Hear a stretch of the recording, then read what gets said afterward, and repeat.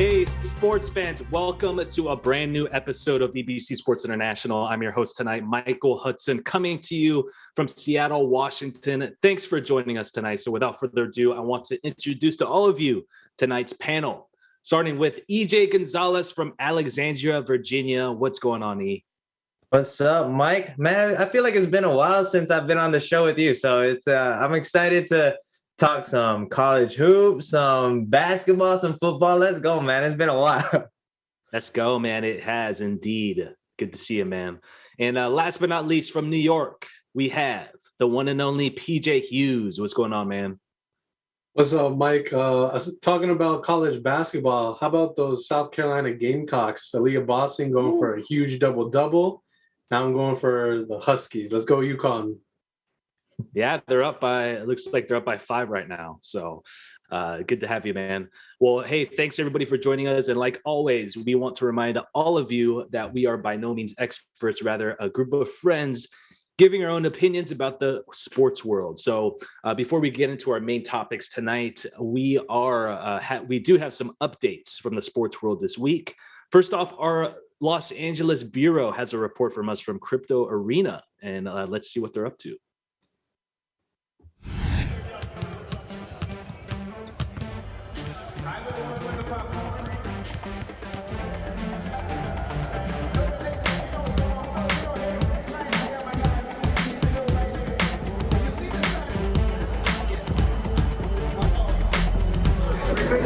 Number 8 and number 5 Western Conference teams, the Los Angeles Clippers and Utah Jazz, square off at the freshly minted Crypto.com arena. 6'4" guard Jordan Clarkson is well acquainted with LA, playing for the Lakers for the early part of his career before eventually finding a spot on the Utah Jazz squad. And being of Filipino-American descent, the timing of Utah versus Los Angeles couldn't be better for him.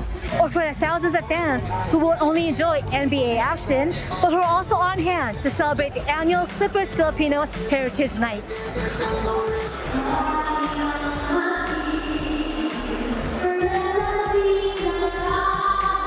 It's very overwhelming and I'm just super happy that I got to sing the Filipino national anthem today. Since I was young, when I was 2, I love music, and I also played the piano. Well, not that good though, but now I play better. And when I was singing Part of Your World like 2 years ago, that's when I discovered that I could actually sing. I think I just need to work on more Tagalog songs because I only just know 3 or 4, and my diction. I really can't, absorb everything that I just sang a while ago, 5 minutes ago, and I thought we were just having a blocking, but it is what it is. I really had fun. That was a totally different experience, and being here in Crypto Arena, wow.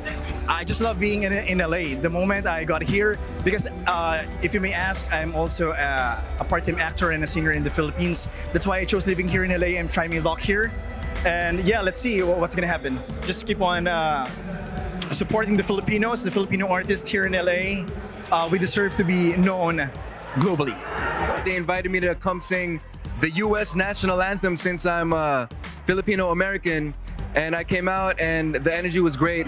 I've been wanting to do this for the longest time and I'm finally here. So it's kind of like a dream come true for me to be on that court, just to be singing the national anthem and looking into the eyes of the players and just in the middle of everything. And it's an amazing feeling, just me singing, and I see the whole crowd and all the players just kind of swaying and listening to me sing. It's such an amazing energy and I love it. I think Filipinos are kind of embedded in the whole Los Angeles community already, so it's great because when I come out here, because of that community, everyone's supporting each other, and I think it's important because it gives the next generation an opportunity to really make something of themselves, and that's what it's all about. Not just the Filipino dream, but the American dream, just to really better yourself and take your dreams to whatever level you can. There's so many Filipinos over here in California, straight up, not just in LA, so I feel like just a chance for us to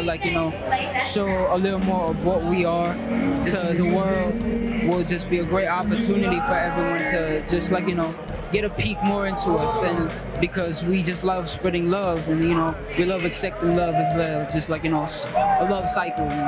We've had Filipino heritage for the past, I couldn't even tell you how many years, at least 15 years. So it keeps growing, keeps getting bigger and bigger, and we're able to introduce folks that don't even understand it. I got a lot of Filipino friends back at home, so it's a great group of people. So good vibe tonight. I actually have a good amount of Filipino friends, and I'm really cool with all of them. They're all great personalities, so I'm just really thankful to have them. And I'm sure they try to feed you more than you need.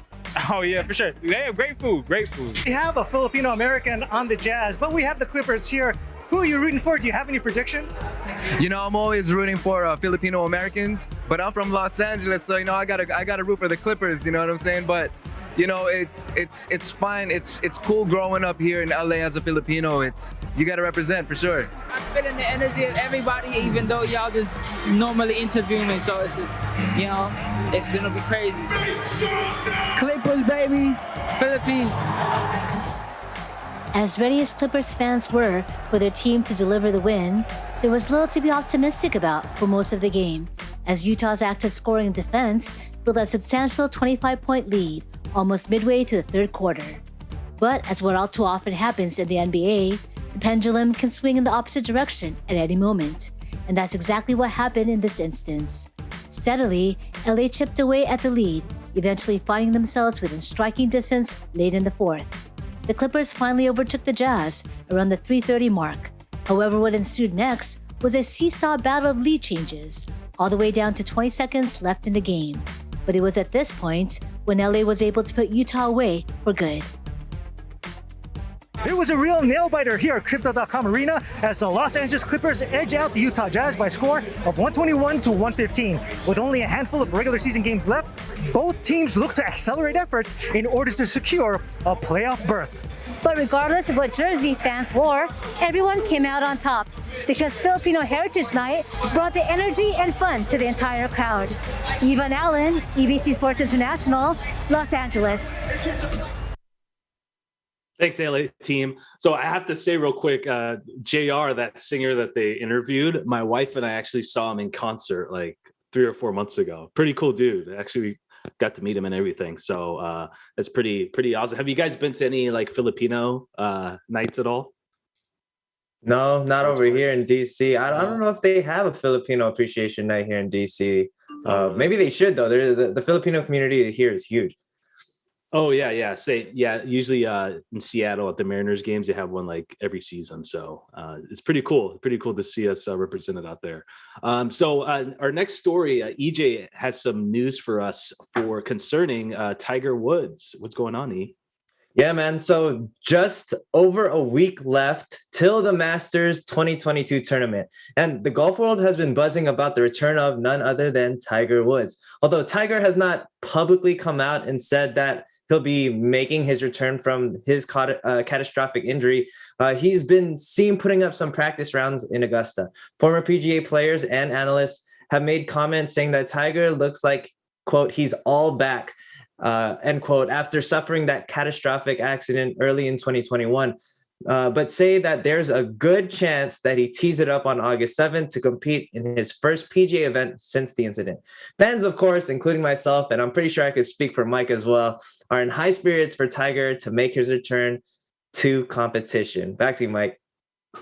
Woo, man, I am excited. I mean, from what I've heard, I think he's leaning towards playing. I mean, why not, right?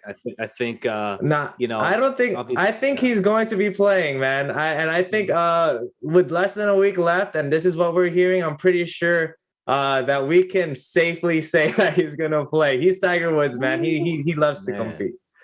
That is going to be so awesome. Well, I think he probably will make the announcement over the weekend, I presume, since everybody gets there, probably Sunday or Monday to prepare. So we'll keep you guys posted on that. Thanks, EJ. I appreciate the story. So that's all the updates for this week. We're going to take a quick break, and when we come back, we're going to talk Final Four. We'll be right back.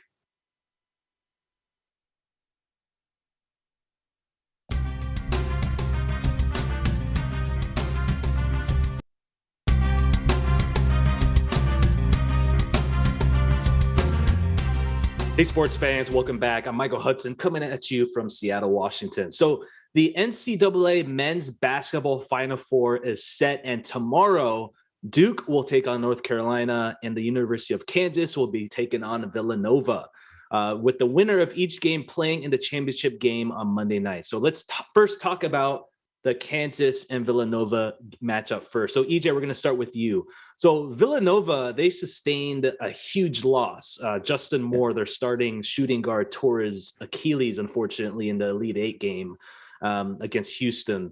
What does Villanova have to do to bounce back from this loss?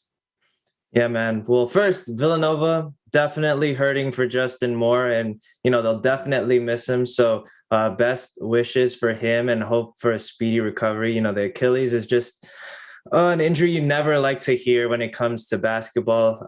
Those twitch muscles are legit, man. So when you hurt something down there that really help you in the game of basketball, it's going to be a tough climb for him. But, he looked promising as one of the star guards for Villanova. So, of course, we're wishing him a healthy recovery. But Moore was their second leading scorer. He averaged 15 points per game during this season. And this is for a team who only averages 72 points per game, Villanova. So they're not that deep, man. They really only utilize 6 other guys on their squad. Obviously, Colin Gillespie, that's their star player on the team, and he'll need to be at his best to be able to facilitate and get others involved. Whoever they asked to step up off the bench to fill in that gap, Gillespie is the guy who's going to be able to get everybody their touches and get them involved. And that's probably going to be a big thing for Villanova. Kansas City, they're a fast-paced team. They're the number 1 seed, so they know what they need to do in order to win in this tournament, entering as the number 1 seed. So Villanova will definitely need to slow them down, and one way for them to do that is not only on the defensive end, but to be aggressive on the offensive end. Why? Because they're the number 1 free throw shooting team in college basketball, man. These guys average over 80%, 82.3% from the line, which is unheard of. Can you imagine if any NBA team is averaging 82% from the line? That is a huge advantage. So that's one checkbox that Villanova needs to take care of in this game against Kansas, is to be aggressive, get to the line, and utilize their strength, which is their free throw shooting, right? So keys for Villanova: slow down Kansas from their fast pace, limit the turnovers so that they're not able to push in transition. They got to be aggressive and get to the line, like I said, and they have to make their open shots. Gillespie, great 3-point shooter. So when they have those open looks, they got to knock it down. And and for those others who step up off the bench to fill in that 15-point hole that they're missing from Justin Moore, they have to knock down their shots. The others need to knock down their shots in order to make up that point differential. And that's how Villanova is going to beat Kansas if they have a shot to beat the number 1 seed. Yeah, I mean, huge loss, dude. I mean, I think even though he's like the second leading scorer, I feel like he was like their most complete player as far as scoring the basketball, defending. He hit all those huge shots against Houston when they're kind of like in the drought, and but I think if any team can step up, it's definitely the Villanova players, because I mean they have an amazing head coach in Jay Wright. And they kind of remind me like of the Spurs a little bit. They're a little like boring to watch, but they just get the job done, and they're like they've been super consistent the past 5 to 6 years. So definitely, it's gonna be interesting to see what their game plan is going to be. So PJ, even though EJ kind of touched on the Villanova's offense, they're also known for their defense. They've been playing really well, as well as slowing down the pace of the game out of all the games they've been playing. What do they? And also Kansas is known for their offense, like what EJ just mentioned. So who do you feel will have the upper hand? Is it going to be Villanova's defense, or is Kansas offense going to shine in tomorrow's game? So as you guys kind of know, I'm an old school basketball head, and I've always been taught ever since I'm a kid, defense wins championships. So I'm always going to go for the team that has the upper hand defensively, because I feel like when you look even in the pro level, right?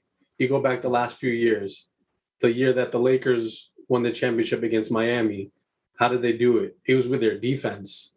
How did Miami even get to that situation? It was through their defense. Last year, you talk about the Suns and Milwaukee. Milwaukee, especially the last 4 games, they turned it up defensively. They have defensive stoppers. Villanova, because you mentioned it, Michael, like the last 4, 5, 6 years, Villanova is always in the conversation, and is primarily because of their defense. And when you have a team that knows their identity and their strength, like, I'll be perfectly honest, I don't know too many players on the Villanova team, but the fact that they're there year in and year out, that kind of proves that at least they know who they are. So defense to me is going to be key, and I think defense will outplay good offense. So that's why I think Villanova is going to have the slight upper hand in this situation. Gotcha. Yeah, I think a lot of, I mean, even though Kansas is, I think they're favored by 4.5 points in this game, but I think a lot of people are overlooking Villanova just because obviously Moore's out. That's a huge loss. But I mean, just the way they play and the way they grind it out on defense, their big men those guys are monsters on defense. I mean, they just totally take bigs out of the game, like against Houston. I mean, Houston, the way they were scoring the basketball against Arizona and all these like high octane offenses. And then when they hit Villanova, it was like, dude, they were 1 for 37 from the 3-point range. Can you believe that? So that just gives a testament of how incredible Villanova's defense is. So excited for that matchup. So let's go ahead and talk about our next matchup, Duke versus North Carolina. Probably one of the most legendary rivalries in sports. And little known fact, this is the very first time these two schools are facing each other in the NCAA tournament. So this could be Coach K's last game, but they will be the headliner of tomorrow's game. So many memories, so many great players from each program. So tomorrow is going to be one for the ages. So EJ, I'm going to start with you again. What do the Tar Heels have to do to take down the rival Blue Devils in the matchup? Yeah, man. Well, first we got to touch on that rivalry, right? You mentioned it already, but dude, I don't know. This is definitely the biggest rivalry in college hoops, man. Duke and UNC.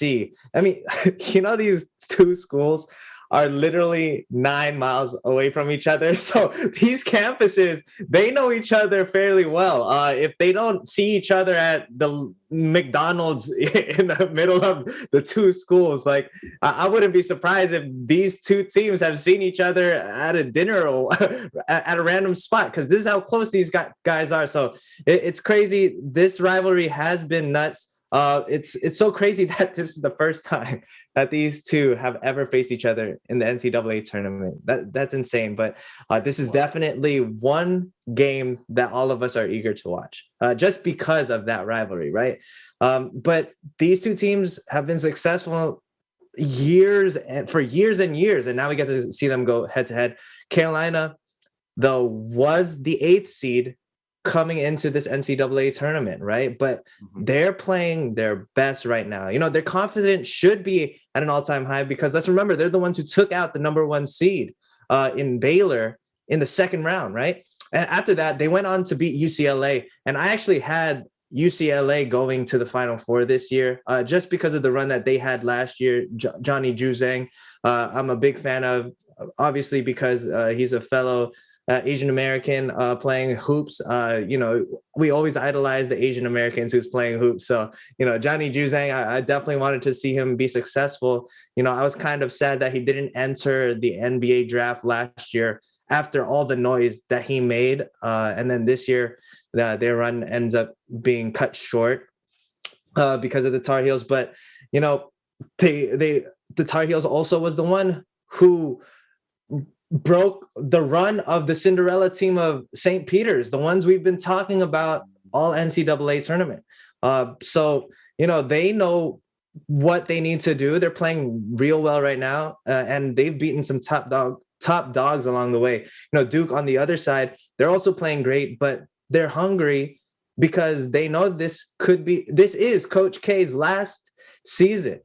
So they're hungry to win games. But they came in as the number 2 spot. So, they knew that they're one of the top dogs in the tournament. So they also have a confidence. When you look at these two teams at the stat sheet side by side, they're very similar when it comes to points per games, to rebounds, to field goal percentage, free throw percentage, 3-point. They're nearly identical. So these two teams, 9 miles apart from each other, nearly identical. So what it comes down to this time is who has the most heart. Carolina, for them, to answer your question, for them to come out on top, what they need to do is the fundamentals of basketball. Play smart by not fouling. They have to out-rebound their basketball because that shows that they're being aggressive, that they want it more. Though, those hustle plays, that's how you prove you have more heart. And, they got to stick to what they've been doing all tournament long. Like I said, they've beaten some top dogs along the way, even though they're the 8th seed. So they have a confidence, but this game is all about heart. And this rivalry is going to bring out the best in these two teams, man. I'm super excited. Yeah, totally, man. It's interesting you mentioned that their numbers are similar because, the way they play is very similar. I mean, each team has amazing guards. Each team has a great wing player. Each team has a top 5 lottery pick in NBA. I mean, you have Banchero for Duke, and then you have Love for North Carolina, who I think should go number 1. That dude is he has like Paul George written all over him as far as skill set and things like that. And then, obviously they have big guys down low. For me, I'm kind of inching a little bit towards UNC because I just feel like they play a little bit more as a team. Their ball movement has been amazing. And like you mentioned, they knocked out Baylor pretty handily. I mean, if it wasn't for that ejection that happened to Manic, that I thought was a pretty bad call. It would have blew them out by 25, 30 points. So, but yeah, totally excited for this one. PJ, on the other side of the coin, this could be Coach K's last game. So what game plan do you think Duke's going to put together to slow down the Tar Heels? So I think for the key for Duke is that they kind of have to stick to what they've been doing all year. Go with what you know. Don't stray too far away from what you've been doing, because obviously they made it this far. You know what I mean? And kind of, I know it goes against what I just said about the Villanova situation, but I feel in order for Duke to beat UNC, they're going to have to do it with their offense. I think they had to play like fast-paced, up-tempo. I know I mentioned earlier, defense wins championships, but if Duke wants to move forward, they're going to have to do it with their offense. Just like you guys mentioned, their stats are very similar.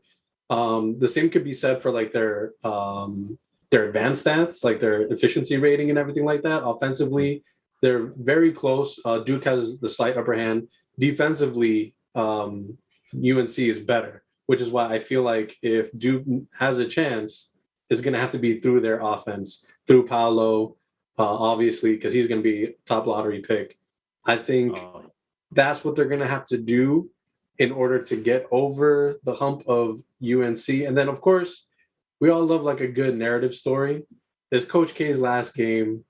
I know a lot of people are not very fond of Duke, but people who do love Duke, they want to see Coach K move forward. Not only that, but not too many people know this, but Coach K is a graduate of the U.S. Military Academy at West Point, which is right near where I live. So there's a lot of people around here kind of rooting for Duke, rooting for Coach K. He has those military ties. So I think offense is key for Duke. Absolutely. All right, fellas. So we need to do our final picks. I do have to say that the majority of our panel on the show chose Gonzaga to win. Obviously, they are out. So, but we can still have a good chance to get our picks right with these picks. So let's go ahead and just choose who we're going to think is going to make the championship game and who the champion's going to be. PJ, you can start. I mentioned that we all love a good narrative story. I think Villanova is going to rally around their fallen brother. They're going to do it for him, move on to the championship round. So I have Villanova versus Duke.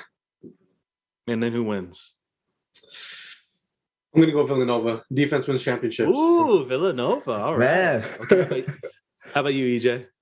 Yeah, no. With Justin Moore injured, I don't think I could go with Villanova this year. I think I'm gonna go with Kansas because again of their offense and they're not shabby on the defensive end. So I think Kansas goes to the championship. Between Duke and Carolina, though, I think I'm gonna go with PJ with Duke, just for the narrative of Coach K's last season. It'll be so nice for them to win this season. So I'm going for Duke all the way for Coach K, USA basketball coach as well. Let's go. Got it. Man, I wish this Duke Carolina game was a championship game. That would but I have Carolina over Kansas. That's my pick. So I'll stay with it. We'll see how we're good on that. But thanks for the takes, guys. We're going to take a quick break, and when we return, we're going to talk about the NBA. EBC Sports International will return in a moment.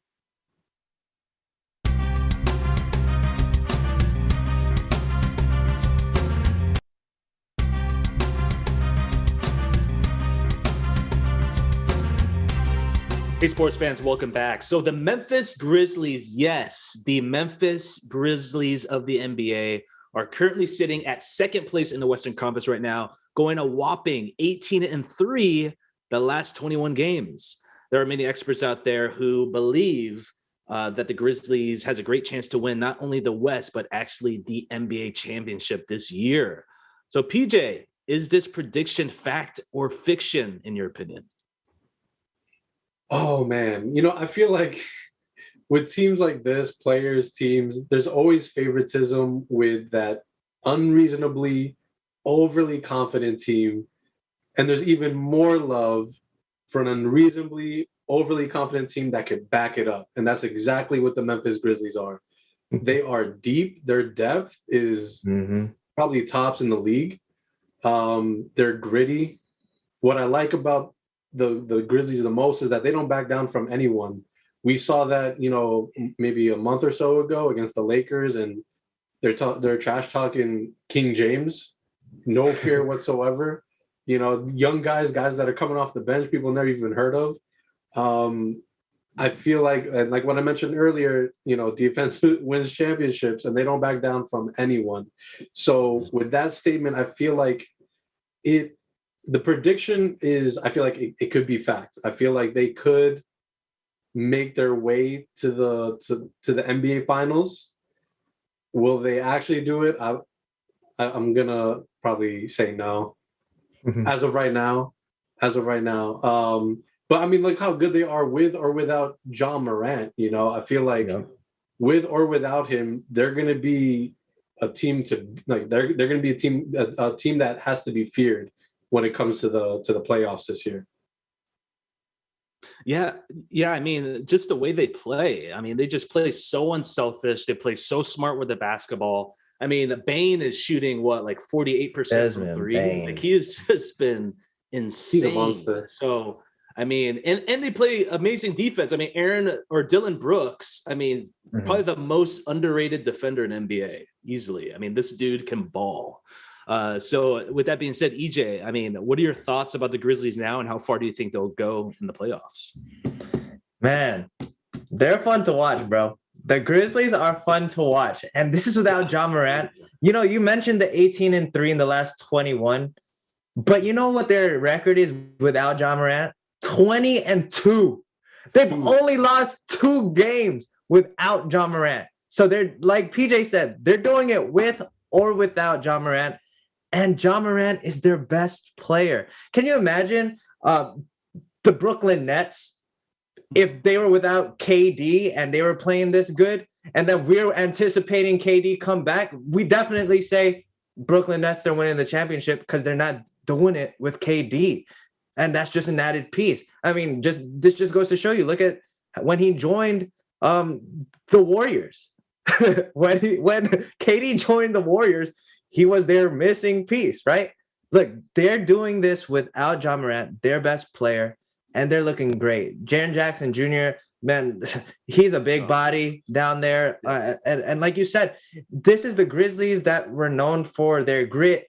They're the grindhouse, right? The Memphis Grizzlies with Zebo, like they're still in that zone, especially now. They have the swag with John Morant as well.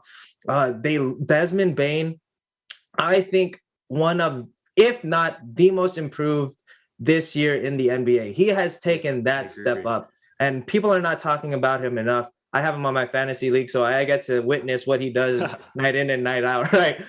His three-point shooting, amazing. But the guy is a strong body that emphasizes what the Grizzlies are all about, and that's grinding it out. They're fun to watch. PJ mentioned he wouldn't be surprised they make it to the finals. Honestly, when I look at the seeding, I wouldn't be surprised either, because the top teams, can you believe this, are Phoenix, Memphis, Golden State, and Dallas. 2 years ago, these were 3 years ago, 3 or 4 years ago, these were the three bottom teams in the Western Conference. Yeah. And now they're the top team. So honestly, when you look at who's here on the Western Conference, it's anybody's game. The only one who has experience really is Golden State Warriors. The Denver Nuggets are the 6th seed, but again, they're without, they're not, Jamal Murray's not coming back. So Memphis to make it to the Western Conference, and we haven't even talked about the Lakers, who obviously have the most experience with LeBron James, but they can't even make the play-in tournament. This opens the door for the Western Conference, and Memphis Grizzlies are hot at a good time. This is exactly what happened last year with the Phoenix Suns. They got hot in a good time, and they made it to the NBA Finals. I wouldn't be surprised that now Memphis takes their spot, especially when Ja Morant returns, man. They're fun to watch, and Memphis is legit, bro. They are super legit. And speaking of legit, on the other side of the conference, we had the Boston Celtics, who were actually moved up to the number 1 seed in the East previously this week.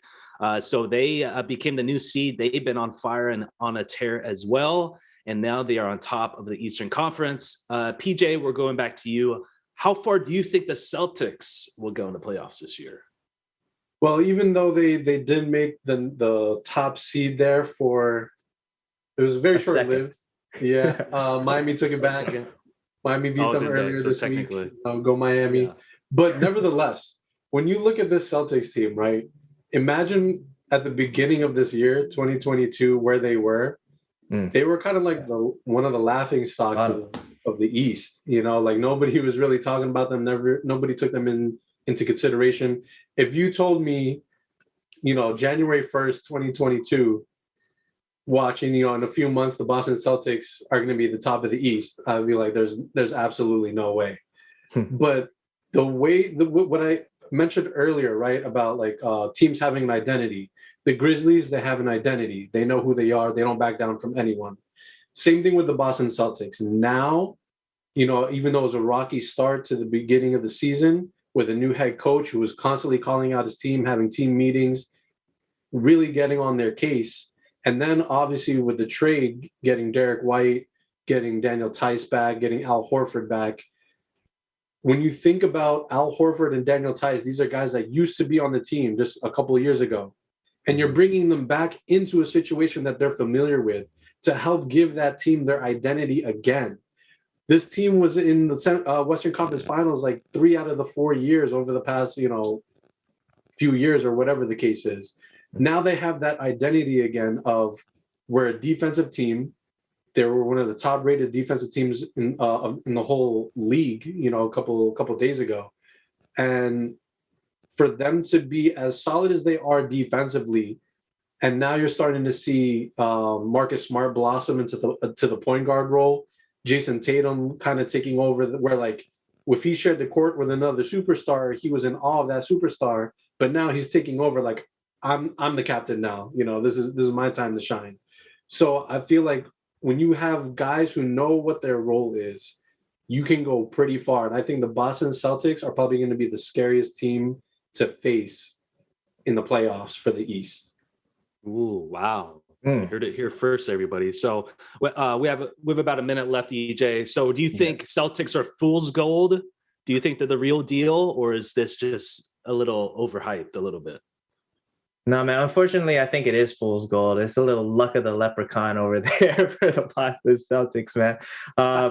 Because the real deal, honestly, are the Milwaukee Bucks. We just saw what they did last night against the Brooklyn Nets. And Giannis, congratulations. Top all-time lead, now number one leading scorer in franchise history for the Milwaukee Bucks. And this guy is still young, still in his prime. He still has a lot of basketball left to go. And he showed why he was the MVP of the finals last night again. He led his team, and look, in the Eastern Conference, 1 through 6 are only separated by 4 games. So honestly, Toronto still has a chance to get up to the first for the top seed. And so does the Chicago Bulls. And like we know, they've been having a hot year too. The Celtics, they've always been there though. They, no matter what, like even PJ mentioned it, they weren't in the playoff picture in the beginning of the season. They looked like they were having a rough time with their new head coach, that there was no gelling. But the Celtics are back where they are used to being, but I don't know if that's enough to take them deep into the playoffs. So as the real deal, as a championship contender, I don't think the Celtics are. I look at the Milwaukee Bucks as the ones to beat, and the Miami Heat, because they've had that experience and have made it to the finals during the 2020 season in the bubble. Awesome. Thanks for the takes, gentlemen. So we're going to take a quick break, and when we return, we're going to talk about the NFL's new rule change, as well as tackle our question of the episode. We'll be right back.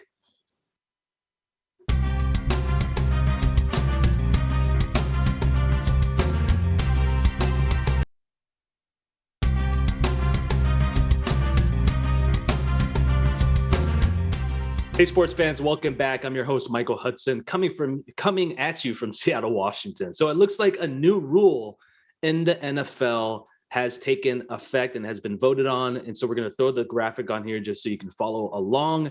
So the details. So both teams will have the opportunity to possess the ball in overtime in the postseason. So if the score is tied after each team has possessed the ball, the next score wins. And if the team kicking off the start to overtime period scores a safety on the receiving team's initial possession, the team that kicked off is the winner. So let's be real. The only reason why this happened is because the whole Kansas City Buffalo Bills game, it was such an amazing game, and it was just kind of a travesty that the Bills didn't have an opportunity to score. So, EJ, looking at these rules, how are you feeling about this?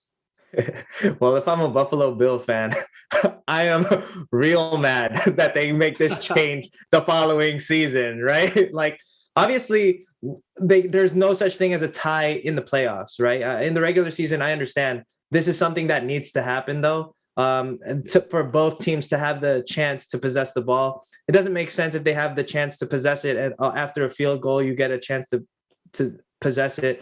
Why not make it more interesting and if they score a touchdown, let the other team go down to try and score as well? I mean, it's going to be a tough task, though, in an overtime situation where you are on the defensive end and you see the opponent score a touchdown and now it's your turn to score. The pressure is way more than a field goal, right? So like, obviously it really gives the opportunity to the opponents, but it doesn't make it a huge, it's not a huge advantage for the team to get the ball back after a score of a touchdown, because this really is only the change of if they score a touchdown.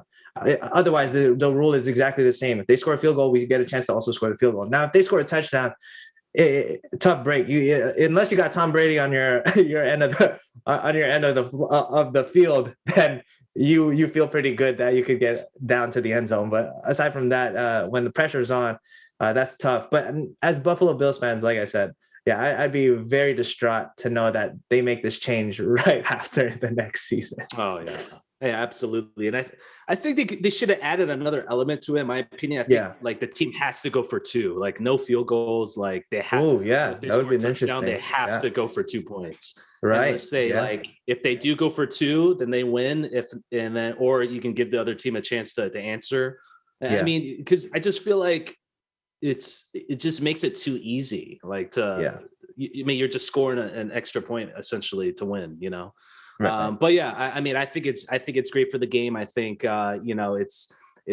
won't have anybody complaining about why a team lost, because they'll actually have a chance to answer now. So PJ, what were your thoughts, or what are your thoughts about the rule? And then do you think this is good for the game of football? Personally, I feel like it is good for the game of football. I mean, what football fan wouldn't want more football. Right? So, and to your point, EJ, like with the Buffalo Bills, like I know for myself personally, you know, being from New York and everything like that, the Bills were kind of the only highlight for us for a while there. And how awesome would it have been to see Josh Allen after Patrick Mahomes and his heroics, that whole game, the two of them going back and forth, if Josh Allen had one more opportunity to show what he could do. And Mike, I like your addition, like, you know, if they made a little addition to it, not only do you have to score the touchdown, but you have to go for 2 points. I feel like that makes the game even more exciting. I think that makes the game more creative. And as a football fan, I love to see creativity. You know, what can you do with a 2-point conversion? We saw a good amount of 2-point conversions, you know, this past season. I feel overall the new rule changes makes the game more exciting. I'm all for it. I'm all about more football. Yeah, and the reason why, you know, I was thinking to add the element, because I mean, think about it, dude. These guys go home after one loss. It's not like it's a best of 5 game series or like a best of 7. So they have a chance. I mean, you gotta make it as fair as possible, because I mean, dude, like Buffalo, I mean, it's just like all that hard work, all those hard games they had to grind through, and it's just like they lose on that, and now they have to wait another 7 or 8 months to get back. Or especially the way Josh Allen was playing that game, you know, he was phenomenal. Yeah, it was insane. Yeah, that was like the best game probably ever in his career. I mean, and then honestly, that was the best NFL postseason in his. I remember in like every game went to the final possession, if I'm not mistaken, in the NFL playoffs. So like, do we get that again this upcoming season, that these games are so close where it does? I don't even think this rule happens that in the NFL postseason this season, because last year was just such a treat for fans to watch, that it was such close games every single night. And then watch this season, I guarantee you they're not going to be as close, or they're not even going to get to implement this rule, because there won't not even be an overtime. I wouldn't be surprised. So like this rule, it's a rule of if this situation ever were to occur again. And like I said, Buffalo Bills are hurt for it, because they really thought that they had the chance to win that game last year. Yeah, total heartbreaker, but they made some moves, and you know, I wouldn't be surprised if they got back to the AFC Championship. So we'll keep everybody posted on that. But we are now entering the last portion of our show, the question of the week. So with the NCAA Final Four and championship basketball games happening tomorrow and Monday, I wanted to ask the panel what their most memorable NCAA men's basketball championship game was. So EJ, we'll start with you, my man. Yeah, man. So I'll take it back to 2016. Honestly, as a kid, I didn't watch March Madness religiously year after year. It was until 2016 where I watched the championship game against UNC and Villanova, and man, it was such a nail biter. First of all, I love the way they made the court. It was a little bit it was raised, and the bench was it makes it look so much cooler. It's like they're watching a show for real. But this game, man, UNC down in the last minute 30, down 6. They inched their way back after a double clutch 3 from one of the players on the UNC side, and Villanova had one shot. Calls a timeout, but they couldn't advance the ball, so they had it full court. They had to advance the ball full court, and they come down. Chris Jenkins hits a miraculous 3 at the end to win it for Villanova.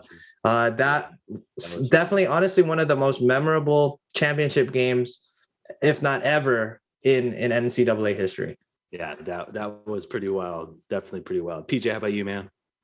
You can see mine on the graphic there. 2010, Butler versus Duke for the championship. That whole game. So like for any fan, right? There's 2 types of games that you love to watch. When you're watching your favorite team play and they're blowing out the opposing team. And then in case like this, for me, I didn't really have any weight on either team. But to watch it go down to the wire, trading bucket for bucket in the final seconds, and then Gordon Hayward with a last chance heave where it was pretty lined up. It was lined up pretty dude. nicely, but just couldn't get Lined it up to really go. nice. And then obviously we know his career, fantastic career. And it's just funny, interesting to think about the fact that he ended up losing to Kyle Singler. I don't know if you guys remember Kyle Singler. Yeah, Duke, yeah. He had a few years in the league, but obviously we saw how his career played out. Meanwhile, Gordon Hayward is still in the league. So who really won long term, you know? But Yeah, I digress. Totally.